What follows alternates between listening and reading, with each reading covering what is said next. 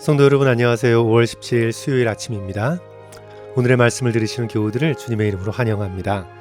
우리 다 같이 찬송가 337장 내 모든 시험 무거운 짐을 함께 부르신 후에 말씀 나눕니다.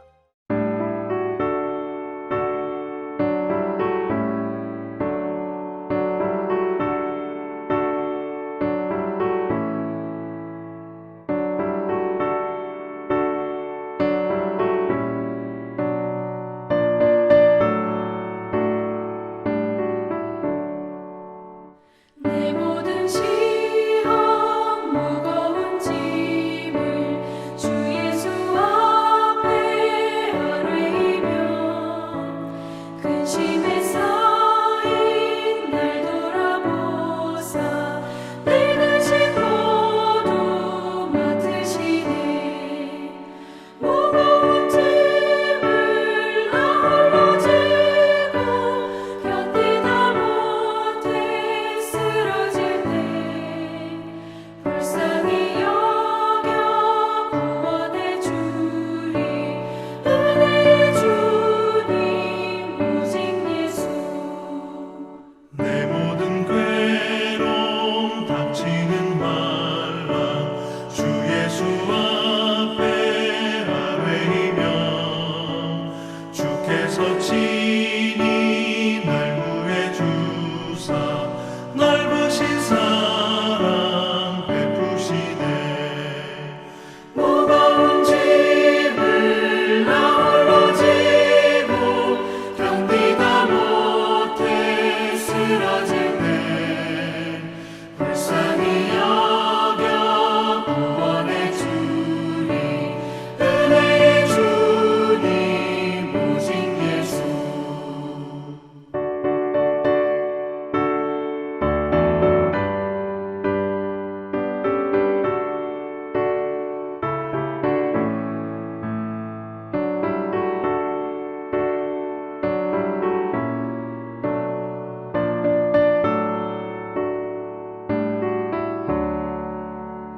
내 짐이 점점 무거워질 때 주 예수 앞에 아뢰이며 주께서 친히 날 구해 주사 내 대신 짐을 져주시네. 무거운 짐을 나 홀로 지고 견디다 못해 쓰러질 때 불쌍히 여겨 구원해 주리. 은혜의 주님 오직 예수. 마음의 시험 무서운 죄를 주 예수 앞에 아뢰이며 예수는 나의 능력이 되사 세상을 이길 힘 주시네.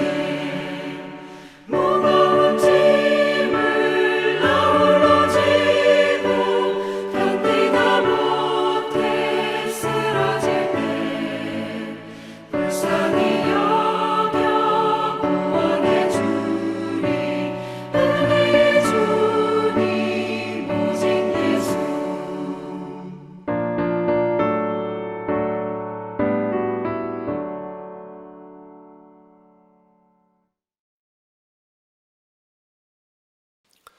오늘 우리에게 주시는 말씀은 사무엘하 19장 1절부터 8절까지의 말씀입니다. 어떤 사람이 요압에게 아뢰되 왕이 압살롬을 위하여 울며 슬퍼하시나이다 하니 왕이 그 아들을 위하여 슬퍼한다 함이 그날의 백성들에게 들리매 그날의 승리가 모든 백성에게 슬픔이 된지라. 그날의 백성들이 싸움에 쫓겨 부끄러워 도망함같이 가만히 성읍으로 들어가니라. 왕이 그의 얼굴을 가리고 큰 소리로 부르되 내 아들 압살롬아 압살롬아 내 아들아 내 아들아 하니 요압이 집에 들어가서 왕께 말씀드리되 왕께서 오늘 왕의 생명과 왕의 자녀의 생명과 처첩과 비빈들의 생명을 구원한 모든 부하들의 얼굴을 부끄럽게 하시니 이는 왕께서 미워하는 자는 사랑하시며 사랑하는 자는 미워하시고 오늘 지휘관들과 부하들을 멸시하심을 나타내심이라. 오늘 내가 깨달으니 만일 압살롬이 살고 오늘 우리가 다 죽었다면 왕이 마땅히 여기실 뻔하였나이다. 이제 곧 일어나 나가 왕의 부하들의 마음을 위로하여 말씀하옵소서. 내가 여호와를 두고 맹세하옵나니 왕이 만일 나가지 아니하시면 오늘 밤에 한 사람도 왕과 함께 머물지 아니할지라. 그리하면 그 화가 왕이 젊었을 때부터 지금까지 당하신 모든 화보다 더욱 심하리이다 하니, 왕이 일어나 성문에 앉음에 어떤 사람이 모든 백성에게 말하되 왕이 문에 앉아 계신다 하니 모든 백성이 왕 앞으로 나오니라.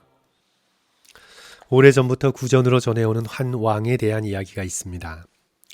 그리스 신화에 얽힌 이야기라고도 하고 옛날 중국에서 전해진 이야기라고도 하는데 정확한 기원은 모르지만 이야기는 이렇게 진행됩니다. 한 나라에 왕이 있었는데 자신이 다스리는 나라에 도둑질이 너무 많아 극단적인 조치를 취하지요. 남의 물건을 훔치는 자는 누구를 막론하고 두 눈을 뽑겠다.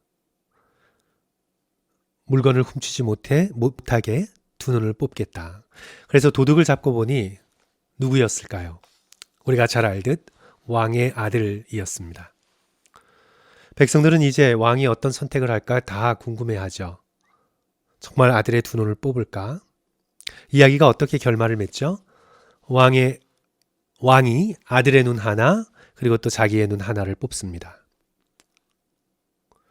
사랑하는 아들의 두 눈을 다 뽑자니 사람 구실을 못하며 살 것 같고, 그렇다고 뽑지 않자니 나라의 질서가 망가지겠고, 결국 자신의 눈 하나, 아들의 눈 하나, 이 선택으로 사랑과 정의가 이루어졌습니다. 아들을 사랑하는 아버지의 마음과 정의를 이뤄야 하는 왕의 의무가 다 충족된 것입니다. 오늘 본문의 다윗은 그와 같습니다. 왕이자 아버지입니다. 왕이기만 하다면 크게 기뻐하고 또 기뻐할 것입니다. 반역자와의 싸움에서 극적으로 승리했습니다. 자신을 도운 부하들에게 상을 내리고 잔치를 베풀어 크게 기뻐하면 그것으로 끝이었습니다. 하지만 다윗은 아버지이기도 합니다. 아들 압살롬이 죽었습니다. 반역자이지만 아들입니다. 그리하여 다윗은 아들을 잃은 슬픔에 빠집니다. 반역자를 처단한 기쁨이 아니라 아들을 잃은 슬픔 가운데 깊이 빠지게 되지요. 다윗의 삶을 살펴볼 때 그의 삶 속에서 이처럼 슬퍼했던 적이 또 있을까 싶습니다. 영혼의 친구 요나단이 죽었을 때에도 슬퍼했습니다. 큰아들 암논이 죽었을 때도 옷을 찢고 슬퍼했습니다. 밧세바에게서 난 아이가 죽었을 때도 슬퍼했습니다. 슬퍼했지만 이처럼 슬퍼한 적은 없어 보입니다. 오늘 본문 앞 바로 그 한 절 위에 18장 33절이죠. 왕의 마음이 심히 아파 문 위층으로 올라가서 우니라. 그가 올라갈 때 말하기를 내 아들 압살롬아, 내 아들 압살롬아, 차라리 내가 너를 대신하여 죽었다면 압살롬 내 아들아 하였더라. 압살롬의 이름을 3번이나 부릅니다. 내 아들, 히브리어로 베니인데요. My son 5번이나 반복합니다. 내 아들 압살롬아, 내 아들 압살롬아, 압살롬 내 아들아. 오늘 본문에서도 4절 보시면 다시 울죠. 왕이 그의 얼굴을 가리고 큰 소리로 부르되 내 아들 압살롬아, 내 아들아 하니, 아들을 잃은 아버지의 위로받지 못하는 큰 슬픔입니다. 군대장관 요압은 다윗의 이 아버지의 마음을 이해하려 하지 않았습니다. 다윗을 왕으로만 보았습니다. 압살롬을 반역자라고만 생각했습니다. 다윗을 자신의 생명을 대신할 사랑을 가진 아버지로 보지 못했습니다. 그리하여 다윗을 야단치고 협박까지 합니다. 왕이여, 그리 슬퍼하시는 걸 보니 차라리 저와 왕을 위해 싸운 우리들이 다 죽고 반역자 압살롬이 살 길을 바라신 것 같습니다. 정말 그런 것입니까? 그렇게 슬퍼하시는 모습을 백성들에게 보이시면 아무도 당신 편에 서지 않을 것입니다. 그러면서 7절, 이것은 명백한 협박이지요. 이제 곧 일어나 나가 왕의 부하들의 마음을 위로하여 말씀하옵소서. 내가 여호와를 두고 맹세하옵나니 왕이 만일 나가지 아니하시면 오늘 밤에 한 사람이라도 왕과 함께 머물지 아니할지라. 그리하면 그 화가 왕이 젊었을 때부터 지금까지 당하신 모든 화보다 더욱 심하리이다. 이 말에 다윗은 아버지로서의 슬픔을 거두고 왕으로서 백성들 앞에 나아가 저들의 수고와 희생을 치하합니다. 부분적으로는 요압의 말이 옳습니다. 다윗은 아버지만이 아니라 왕입니다. 왕으로 자신을 위해 목숨을 걸고 싸운 부하들을 당연히 위로해야 합니다. 끝까지 자기 편으로 남았던 백성들을 기뻐해야 합니다. 다윗은 슬픔을 거두고 성문에 앉아 왕으로 해야 할 일을 해야만 했습니다. 아쉬운 것은 요압이 이해하지 못한, 아니 이해하려고 하지 않은 아버지의 마음입니다. 정의보다 앞서는 사랑의 마음, 자신을 희생하고도 아들을 살리고 싶은 아버지의 마음입니다. 내 아들 압살롬아, 내 아들 압살롬아, 차라리 내가 너를 대신하여 죽었더면 압살롬 내 아들아 하였더라. 우리는 압살롬을 향한 다윗의 마음에서 오늘 우리를 향한 하나님의 마음을 보게 됩니다. 성도 여러분, 우리는 다 반역자들입니다. 아담과 하와가 선악과를 따먹고 자신이 자기 삶의 주인, 왕이 되려 한 이후에 우리 인간은 끊임없이 하나님을 싫어했습니다. 반역자에 대한 정의는 간단합니다. 왕의 다스림을 거부하는 거죠. 그게 반역입니다. 우리 인간은 하나님의 다스리심을 싫어합니다. 거절합니다. 피해 도망갑니다. 로마서 3장 21절 이하에 이렇게 기록하지요. 하나님을 알되 하나님을 영화롭게도 아니하며 감사하지도 아니하고 오히려 그 생각이 허망하여지며 미련한 마음이 어두워졌나니 스스로 지혜 있다 하나 어리석게 되어 썩어지지 아니하는 하나님의 영광을 썩어질 사람과 새와 짐승과 기어다니는 동물 모양의 우상으로 바꾸었느니라. 24절, 그리하여 어떻게 되었습니까? 하나님의 진리를 거짓 것으로 바꾸어 피조물을 조물주보다 더 경배하였습니다. 하나님보다 돈을 더 사랑했고 하나님보다 직업을 더 중요한 것으로 여기고 하나님보다 자신의 명예, 자신의 성공을 더 소중하게 여겼습니다. 가족들은 사랑하면서 하나님은 무시합니다. 죄로 물든 우리 모두는 하나님 앞에 반역자입니다. 다윗의 시대에 적극적으로 가담하지 않았을지라도 압살롬을 기뻐하고 그가 왕이 되었으면 속으로 바라고 다윗이 쫓겨날 때 압살롬을 지지하던 이스라엘의 모든 백성들처럼 적극적 주동자였던 수동적인 방관자였던 우리 모두는 하나님의 왕 되심을 거부한 반역자들입니다.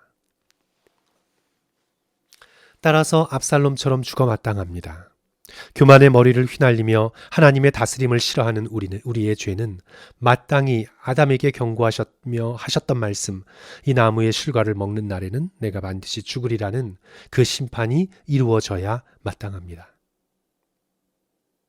그러나 우리 하나님은 왕이실 뿐 아니라 우리를 지극히 사랑하시는 아버지십니다. 하나님은 아버지의 마음을 가지고 계십니다. 오늘 다윗처럼 차라리 내가 너를 대신하여 죽었다면 하실 만큼 우리를 긍휼히 여기십니다. 에스겔 33장 11절, 나는 악인이 죽는 것을 기뻐하지 아니하노라. 우리가 멸망하는 걸 기뻐하지 아니하시고 오히려 슬퍼하십니다. 차라리 대신 죽었다면 하십니다. 우리 인간의 머리론 이해가 되지 않지만 우리 하나님께서 죄인을 향해 품고 계시는 마음은 슬픔이십니다. 이런 하나님의 마음이 바로 골고다 언덕 십자가에서 증거되었습니다. 요한복음 3장 16절, 하나님이 세상을 이처럼 사랑하사. 하나님이 사랑하신 세상은 하나님을 반역한 세상입니다. 그래서 어떻게 하셨습니까? 독생자를 주셨으니. 독생자를 주셨다는 표현은 성부 하나님 자신을 주셨다 하는 표현보다 훨씬 더 강한 표현입니다. 어느 부모가 자기 자신을 내어주면 내어줬지 하나뿐인 외아들 독생자를 내어주겠습니까? 독생자를 주셨다는 건 하나님 자신을 내어준 것보다 더한 표현입니다. 차라리 내가 너를 대신하여 죽었더라면. 예수 그리스도를 통해 하나님께서는 우리 대신 십자가에서 죽으시는 그 고통에 동참하셨습니다. 압살롬을 향한 다윗의 슬픔은 멸망당하는 죄인을 향한 하나님의 슬픔입니다. 다윗은 슬퍼하고 애통하는 데까지 나아갔지만 하나님께서는 독생자를 우리를 위해 내어주시는 데까지 나아가셨습니다. 만왕의 왕이신 예수 그리스도를 백성들이 반역하여 예루살렘에서 끌어내 십자가에 못 박았습니다. 자칭 유대인의 왕이라 조롱했습니다. 하지만 예수 그리스도는 반역한 우리 모두를 위해 십자가에서 죽으셨습니다. 우리가 여전히 죄인이었을 때 우리를 위해 죽으셨습니다. 로마서 5장 8절 우리가 아직 죄인 되었을 때에 그리스도께서 우리를 위하여 죽으심으로 하나님께서 우리에 대한 자기의 사랑을 확증하셨느니라. 우리 모두 하나님의 이 놀라운 사랑의 마음을 조금이라도 깨닫기를 원합니다. 우리 앞에 해야 할 일이 많고 먹고 살아가기 위해 분주한 일들이 많지만 하나님의 이 마음을 알고 감격하고 감사하는 저와 성도들이 되었으면 좋겠습니다. 그저 해야 할 일에만 쫓겨 요압처럼 다윗의 마음을 알아주지 못하는 어리석음을 범하지 말고 다시 한번 십자가 앞에 멈추어 서서 이토록 우리를 사랑하신 하나님의 사랑에 감사하며 감격하며 기뻐하는 저와 성도들 되시기를 주님의 이름으로 간절히 축원합니다. 기도하겠습니다. 사랑의 주님, 주님께서 이토록 우리의 죄를 슬퍼하시고 사망에 이른 우리 인간들을 불쌍히 여기시는 줄 몰랐습니다. 다윗의 슬픔과 비교될 수 없는 수억만 배의 슬픔으로 지옥에 갈 수밖에 없는 우리의 영혼을 긍휼히 여기셔서 독생자를 보내주시고 십자가에 달리시기까지 우리를 사랑하신 그 사랑이 너무 높고 깊고 놀라워 정신을 차릴 수 없을 지경입니다. 주여 눈을 들어 십자가를 바라볼 수 있는 믿음을 허락하여 주옵소서. 하나님의 사랑을 확신할 수 있는 굳건한 믿음을 저와 우리 성도들에게 허락하여 주시옵소서. 하나님의 이 크신 사랑의 마음을 깨닫고 평안을 누릴 수 있도록 역사하여 주시옵소서. 예수님 이름으로 기도합니다. 아멘. 성도 여러분 끝까지 들어주셔서 감사합니다.